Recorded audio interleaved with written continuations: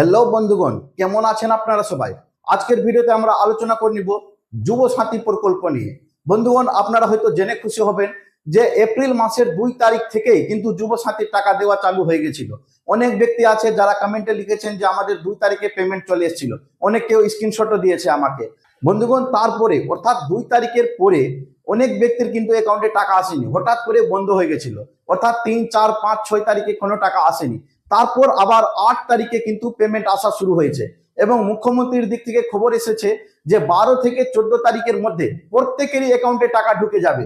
এবং আরেকটা খুশির খবর রয়েছে এটাই যে যাদের যাদের এখন পর্যন্ত যুব সাথীর টাকা ঢুকেনি, কারো কারো তো 2টা কিস্তি ঢুকে গেল, এবং যাদের এখন পর্যন্ত ঢুকেনি তাদের তিনি বলেছেন যে তিনি ভোটের আগে তাদের টাকা অবশ্যই অবশ্যই ঢুকিয়ে দিবেন। এটা কিন্তু প্রতিশ্রুতি দিয়েছেন এবং তিনি জানিয়েছেন যে আপনাদের কাজগুলো খুব জোরদার ভাবে প্রসেসিং এ চলছে।